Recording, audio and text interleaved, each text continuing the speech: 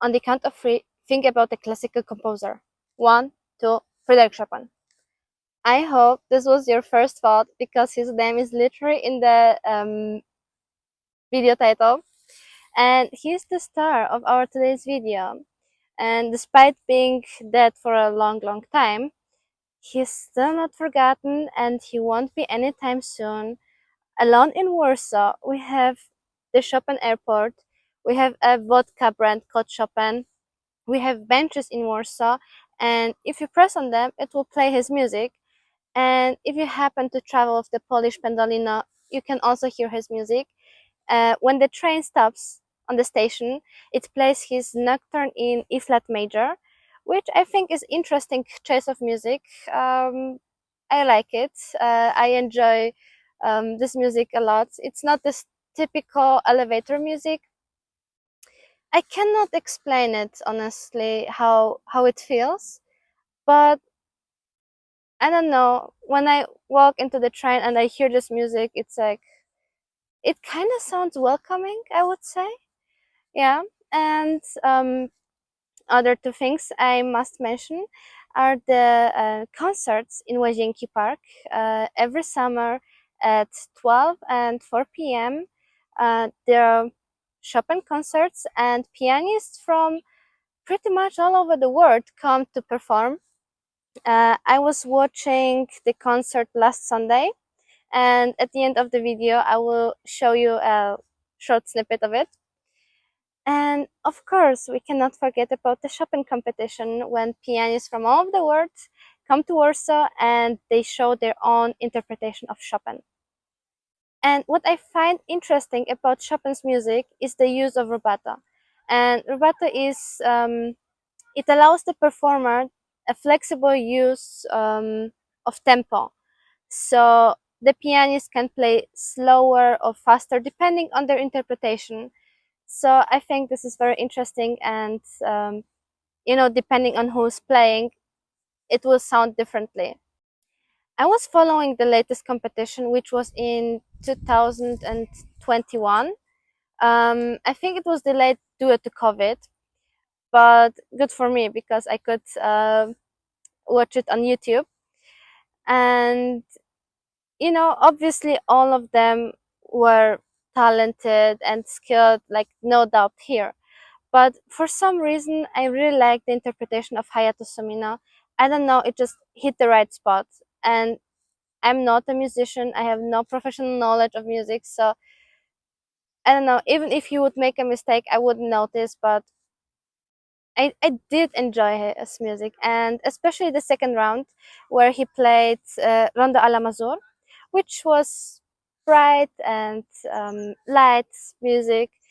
And then he also played the ballad, which was so cool because it started slowly and calm, and there was this sudden mood change, which was so cool because you have the impression that Chopin would just change his music, mind composing. um, he wanted to go with something calm and chill, and then I was like, nah, I don't want it anymore, let's change it up. So it was really cool.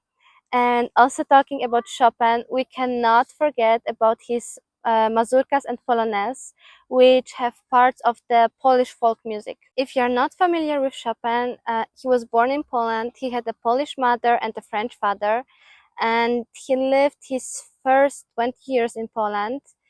In 1830, he went for a brief concert tour to Vienna, and sadly he never came back. Shortly after leaving for the concert tour, the November uprising broke out in Warsaw, which was a significant but violent attempt of Polish people to regain independence from the Russian Empire. So as you see, the political situation back then was very unstable, and it was impossible for him to come back safely to Poland. So no wonder his friends and family advised him to stay, in the West, and where he can be safe. He settled in Paris, where he could also grow as a musician, but his still stayed deeply nostalgic for Poland, which we can hear in his music.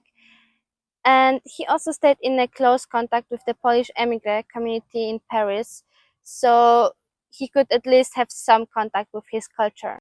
I must say I do find his life interesting, and yeah, he also thinks so. And what was I saying? Oh yeah, I thought his life was interesting, and I liked reading about him.